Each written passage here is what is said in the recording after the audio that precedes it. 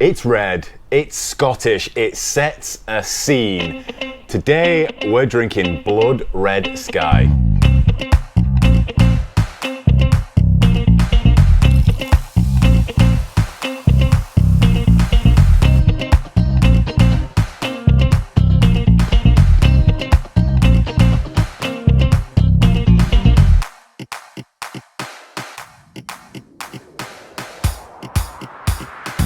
Hi guys, it's Jim here from Dr. Tankenstein with another episode of Beers of the British Isles. On today's episode, I am joined by a very special guest. He's a musician, he's an actor, he's an educator, he's the newest father at this address. It's my friend Tim. How you doing, Tim? I'm good, thanks, Jim. Good. Fatherhood treating you well? I know this is very new development for you. Yeah, it's all right. I'm tired, but tired. Well, that's what they all say. Probably. That's it. Probably up late partying, and is that celebrating? That's why. That's it. So today we are drinking Blood Red Sky. Obviously, I picked this beer because it's your favourite beer. Right. No, the real reason I picked this beer is because when I asked him what beer he wanted to drink, he asked if Lafroig was a beer. So I thought I'd take the decision out of his hands. So this beer is Scottish, much like Lafroig. Lafroig.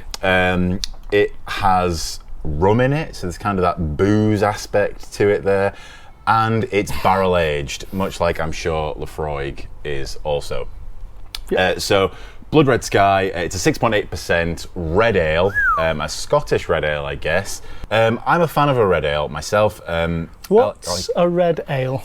A red ale. Is it red? Typically red. Right. Yeah, typically red, nice and sweet, not overly malty, but like caramel and toffee.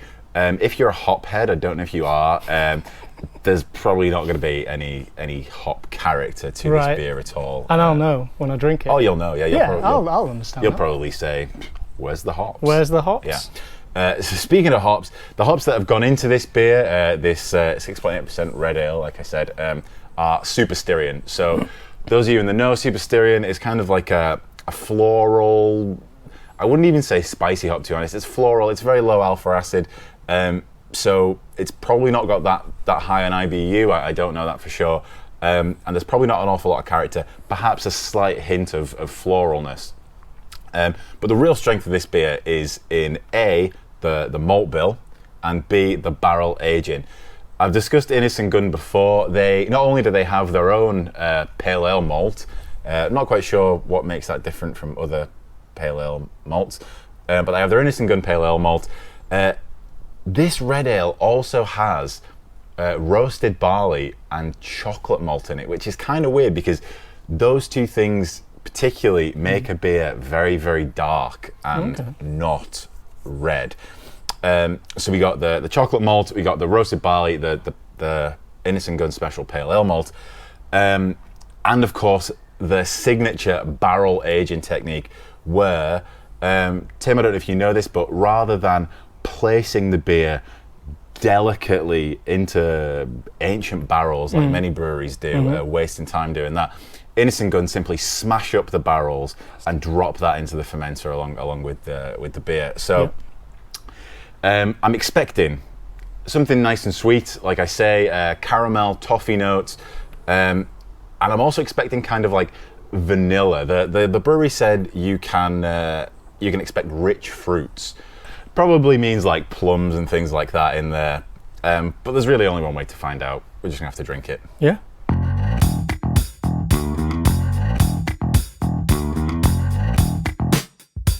Okay, we're in the glass. I'm drinking this Luke cold. It was in the fridge, we've taken it out. It's a hot sunny day, but really I'm not really sure how to drink this. It's a red ale. Typically I'd drink a red ale cold, but because of those barrel aged characters, they're sort of like subtly aromatic and phenolic. So I really want to bring those out. I don't want to miss them, so I've let it warm up a little bit. How's yours, Tim? It looks like Coke, yeah. To look at it, yeah, it does look like Coke, doesn't it? I mean, if I can draw your attention to the glass, these glasses are sat on these amazing beer mats that Tim did say, I've got some beer mats here. I was like, Okay, cool. Don't typically do that, but these are pretty awesome. Made by Tim's own little paws there. And it looks awesome. It doesn't look red. No, it doesn't. I'm not sure that's a red ale myself. Probably all that roast barley and chocolate malt in there. The head retention is pretty poor. Now, these glasses probably aren't meant for beer, but I don't think that's an excuse here. It is a little bit boozy, so I can kind of forgive that, but the head retention is pretty poor, I would say. Would you agree? Would you say at this point you are thoroughly disappointed?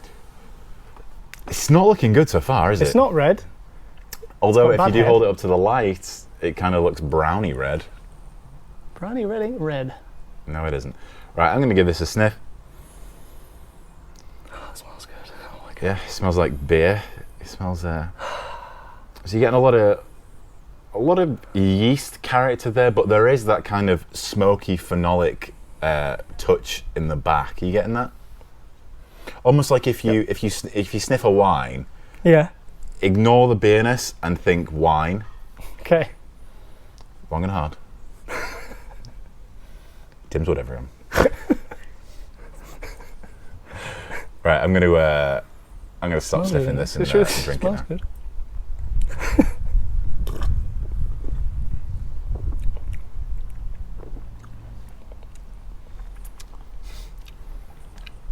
I'm gonna say something now. If you like it, keep hold of it. If you don't, throw it straight back. Okay. Diet Coke. I feel like the appearance has really kind of, you saying that earlier has really clouded my judgment of what this tastes like. So sorry. It's very sweet and quite nice, subtle. I'd say that the carbonation's still there despite these glasses not being intended for beer. Like I say, it is sweet. It's got that almost caramel sweetness to it. Yeah. So it's not like burnt toffee. It's sort of like a light caramel. As you drink it, it has kind of like it does have a dryness to it too that I think comes across as like a chocolatey flavour. Would you have another go and see? Yeah. Yeah, chocolatey. Yeah. I mean, I'm looking for like the wood character, and to be honest, I'm not really picking up on it. But if you kind of look in the nose a little bit, there is that hint of vanilla that is almost definitely from the rum barrel. Right. If I asked you what spirit was in this, do you think you'd be able to tell it was rum? No. I don't think so either. But knowing that it's rum means that I can look for that, like I say, vanilla, coconutty flavour. The hops are completely out of the way. All in all, it's nice and sweet, and drinks okay.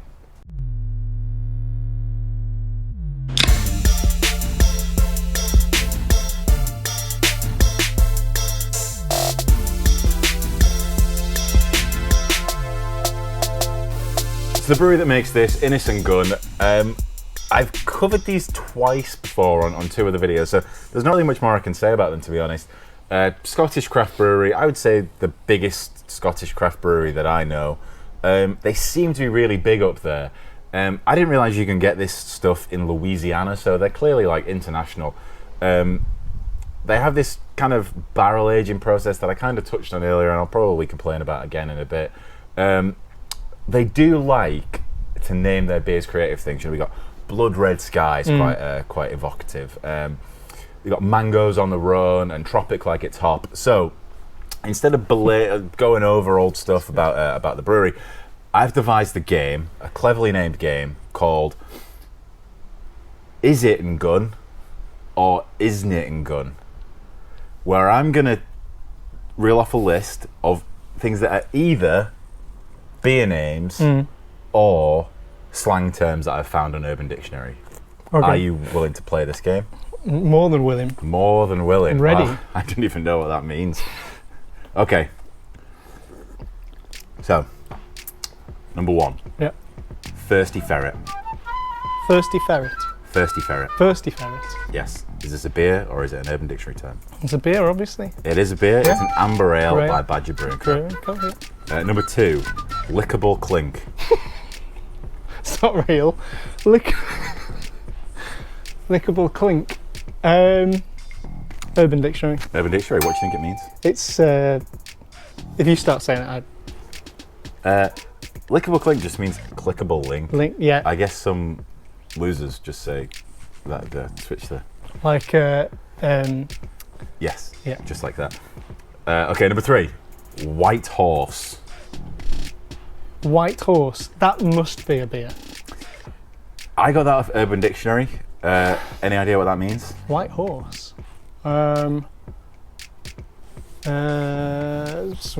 to do with what's her name who rode bareback? Lady Godiva. Godiva, yeah. No, it's actually a slang term for heroin. White horse. Yeah, I don't know. I thought heroin was brown. Yeah. But, I mean, Ridiculous. what do I know, eh? Okay, happy ending. Well, that's Urban Dictionary and a beer. You think it is a beer as well? Yeah. Okay, what do you think the Urban Dictionary would be Well, for that, out of interest? A happy ending is at the end of a massage. I mean, you obviously get more massages than me. What does at the end of a massage you get dressed and you leave, smile and it's you a great smile and day. you leave, yeah. Great day. Okay, Had that's what fun. happy ending means, I guess. I wasn't aware of this. Clearly, Tim has more experience in this than me. Happy ending is a 9% imperial stout from Sweetwater Brewing Company. Yeah. But like you say, also when you smile at your masseuse after. Yeah, exactly. Number 5, 9 bar. 9 bar. That has to be a beer because it's bar. Okay. I got this from Urban Dictionary. Clearly, I grew up in a worse area than you. 9 bar is a 9-ounce bar of weed. A 9-ounce bar of resin weed. I thought you'd get that, to be honest, because I definitely heard that term a lot growing up. The reason I put this in there is because when you go on Urban Dictionary and you look for these things, you know, to give you an idea, because sometimes the descriptions are quite nebulous. So they put it into context for you. So, for example, lickable clink earlier, the context to that was, hey, if you'd like more information, here's a lickable clink. Because obviously the thing, the context for 9 bar was, man, I wish I had a 9 bar right now. So you know exactly what it means.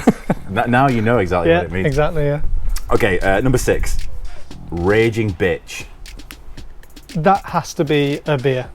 Okay, yeah, it is a beer. Yeah. It's a Belgian-style IPA from Flying Dog Brewery. That's what I thought. When they released that, they tried to ban it because of the name. The word bitch. Yeah, raging bitch. They said that it could cause harm to anyone that reads it. But luckily, freedom of speech prevailed on that one. Amen. Okay, number 7, Trump hands. Is that a beer or is that a term? I think that is Urban Dictionary. Okay, what would that mean? Having small hands. Okay, good. Yeah, I like it. But this is actually a beer. It's a session IPA from Cannibal Creek Brew Co. Get an Urban Dictionary, coin the term Trump hands. Yeah. Okay, number 8, Stage 5 Klinger. Stage 5 Klinger. Urban Dictionary.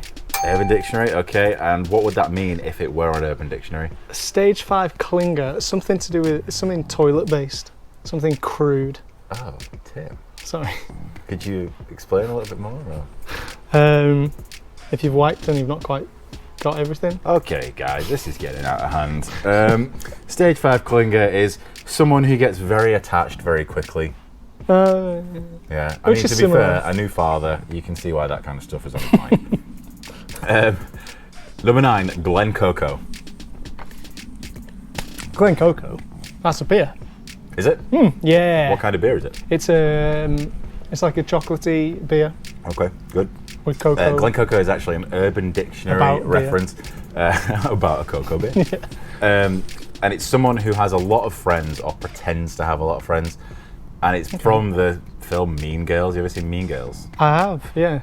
Okay. Well, Glen Coco I don't know is, what Glen Coco is. It's when they're but- giving out Valentine or candy canes at Christmas. It's like a Valentine's Day All right. thing. Even though, I don't know. You get like someone who fancies you gives you a candy cane, Yeah, I yeah. guess. And Glen Coco gets 4. And he goes, "You go again, Glen Coco." All right. There you go. Yeah, I liked the reference. Number 10. the final one now before we get boring. Bishop's Finger. That's a beer. It is a beer. It's also an Urban Dictionary reference. I mean, the beer is fine. It's a ruby ale from Shepherd Neame. I've actually covered this beer in a video before.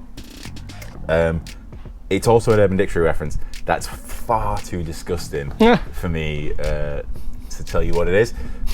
Maybe Tim, with his gutter mind over there, would be prepared to tell you, but I'm certainly not. So go check it out. Tim, thanks for playing. Is it and gun, or isn't it and gun?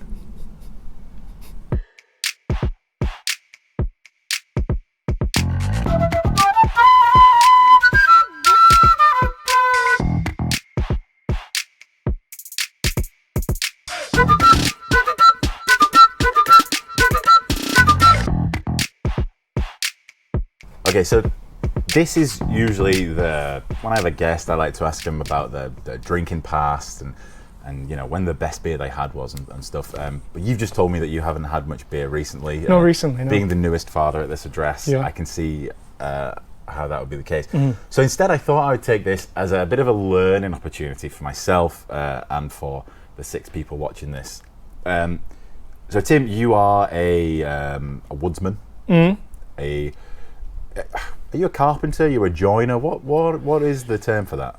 I would say woodworker, because I feel like carpenter is more skilled, and a joiner is someone who works more in sort of household areas, making things. Carpenter, cabinets, joiner, skirting boards, I think that sort of thing. Okay. So I would say woodworker because I whittle and I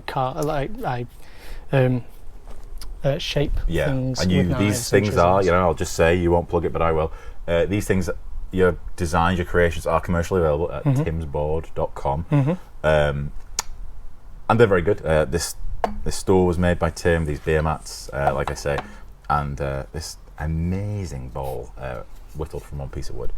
But that's enough of that. So what I really wanted to ask you about, because we had a fascinating to me conversation probably after a few beers, about the different properties of different woods. Yeah. And I just thought that since Innis and Gunn have this kind of barrel aging technology, they've turned barrel aging on its head, where they smash the delicately made barrels up and put them in their beer. I just wanted to talk to you, I guess, about properties of wood and barrels and why you would choose oak for a barrel rather than any other, because it does seem to be that barrels are just made of oak. Like, why is that? So, well, first, what I will say is, who makes it? Innis and Gunn. Innis and Gunn. Yeah. They're not unique in smashing up their barrels. You can get oak cubes, which is pretty much the same thing, I'd assume. But it's just oak cubes, right? You can't get, like, I don't know, balsa wood cubes. No, yeah. So there are different woods that you can use for barrels. I think things like cherry are used. Hickory is used. Okay. Maple. Various woods. You get maple wood barrels? Yeah. But I think the reason for oak being the main player is, one, I think the main thing is tradition. I think that's the key. Okay. Because when the Romans had amphora, the terracotta two-handled pots like to carry their wine. When they came over, it was the Gauls, so like France, Belgium, northern Italy, they used wooden casks or barrels to hold their grain and also some of their liquids. Yeah. So the Romans then adopted that and were like, all right, okay. Now there in those areas, oak is the tree. That's what you're going to use. Okay. So it's all they had access to. It was. I mean, it's not all they had, but that was that was what they used. The grain of oak is very, very tight. So it means it's not just going to absorb it all and then soften and collapse. But it will absorb so. It will absorb it, yeah. It's really, really strong. It will absorb a little bit, and what the Romans found, and this is why I brought them up, is that it affected the taste of the wine. Right. Okay. So it absorbs some, and I guess it gives a little back as well. Yeah. So all those words like tannins, and they're other all ones. Like I've been talking about the phenolic flavours that I was expecting, and quite frankly didn't get from this beer. Yeah. So what I've seen sort of on YouTube in my kind of prep for this is when you're making a barrel, you'll sort of burn the inside. You'll kind of char it. Yeah. Is that to make it waterproof, or is that just to impart a flavour? Because I know that you gave me a fantastic wooden spoon a few years ago, which was great, and that was charred as well. I think you used the Shibu Inu. Yeah, the traditional Japanese technique of shusugi-ban. Shusugi-ban, yes. Yeah.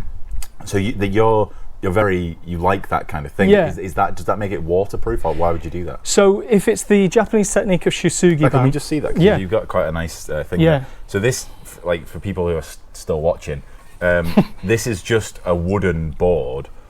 It isn't painted. Tim's literally done this. This is a great serving board, but Tim's coloured this using fire. Yeah. So that's alder, and that's been burnt. Right. Yeah. So Shusugi-ban. Yeah, Sudoku-ban. Yeah. You can just do that whenever, and it imparts waterproofing or flavour, So the Japanese used it on cedar. That's what sugi of shusugi-ban means, cedar wood. Right. And that was purely for cladding to waterproof houses. So that's then been adopted by people who like the design of it. The fact that it waterproofs wood. I mean, it looks great. As you can exactly, see, yeah. It looks fantastic. It affects the properties of the wood, which then sort of close it up, tighten it all up, any grain. Not all woods are good for it. Alder's good for it, cedar's good for it, obviously. Oak, it doesn't, it keeps it tight, but it also means the inside of that barrel then will fuse together. So rather than it just being all those staves, just pushed together and held with no glue or anything like that, by charring the inside, it kind of creates a seal around. Right. Well, I'm sure you'll agree that's kind of fascinating stuff. It seems such a shame to think that the inside of barrels looks like that and you just can't see it. Yeah. And I guess maybe that's why Innes and Gunn smash them to pieces so that they can see the inside of the barrels.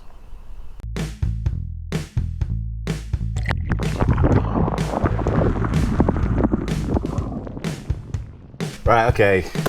We've laughed, we've learned, we've loved. It's time to wrap this up. And to kind of sum up this beer, Blood Red Sky by Innes and Gunn, the black one, if you're in the supermarket looking for this. So this is a rum barrel aged red ale. I don't have such a problem with the fact that it's not red. I know that was the first thing that you said when you poured it. It's not red. Yeah. I don't have such a problem with that. I don't know why they would make it not red, because they're quite striking when you get like a big old red ale. It's sort of its own kind of thing. I don't know why they would do that. So I'll just run through it again. So the smell is quite. You get a big load of yeast. There's that kind of carbon dioxide acidity to it. And like I said, there is a touch of kind of a wine character to it, which is just like a general phenolic kind of aroma coming off it. It's not overwhelming, but it is there. To taste, see, now that the carbonation's died down, the rum characters are coming out a little bit more. So, like I said earlier, it still stands that you get the caramel-ness. It's, despite it being quite dark, it's quite sort of light on the sugar spectrum, if I can say that. It still has that dryness, it still has that chocolate character, but just subtly in the background, I think I'm getting sort of a coconut vanilla-ness to it. I mean, you can disagree if you like, Tim. I wouldn't dare.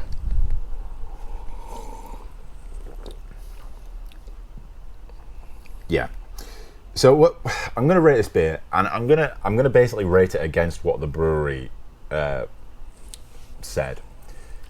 They said vanilla, rich fruits, and I read somewhere leather. I'm not sure if that was from the brewery or not. And does it benefit from the barrel aging? Because right there on the front, it says barrel aged. Mm. So, is it worth putting that right up front? I have to be honest and say no. I don't think it benefits from the barrel aging at all. So to rate this beer, I'm going to give it a 5. It is a red beer. It's nice and sweet, but Oh, despite it not being red. It's nice and sweet. It gets the job done. It's very boozy. So I'm not sure if that's supposed to mimic the rum in it or not. Tim, what do you think? Given all that, what's your rating of this beer? As it's the first beer I've had since I had Foster's Okay, Tim's a few going 10. weeks ago, I'd say it's a good. No, I mean it's nice. It is really nice. It's not as heavy as I thought it was going to be. It's not as thick either. So yeah, the body actually. I haven't commented on the body. It doesn't really have a lot of body to it, does it? Which No. I think is probably good, because if it did, it might be a bit of a mouthful. yeah, that would put me off, because it's. I mean, you're obviously going to know more about this, but it sort of reminds me of more of a Hop 13-y, Sam Adamsy kind of. It's not like heavy, but it's got the taste of a yes. darker. So like heavier. a big malty lager rather than yeah. So it reminds me more of that, and I quite like that. So I would put this at. What did you give it? I give it a 5. I did 5.1. Oh. Yeah. Wow. So I okay. win. Well, Tim's price has righted me on that one. I guess he wins I win the game. the rating game. God, why didn't I go higher? It's a rookie mistake. Damn it. Okay, so guys, I mean, if you're interested in this, if you want to see if I'm wrong about this or not, you want to see if you like a rum barrel-aged beer, because there aren't that many barrel-aged beers in the British Isles, the supermarkets. To be honest, I got this from Tesco. So head down there, try it out, see what you think. Let me know what you think. If you like this and you want to head down to the local bottle shop and grab a barrel-aged beer, please do, because there are some really, really amazing barrel-aged beers out there. Whilst you're sipping on this, put on Goodbye Blue Sky by Pink Floyd, because this is blood red sky, and you can't have two colour skies at the same time, so it has to be that one. Okay, Tim, thanks for joining me, mate. Cheers, mate. Until next time. Chin chin. Cheers.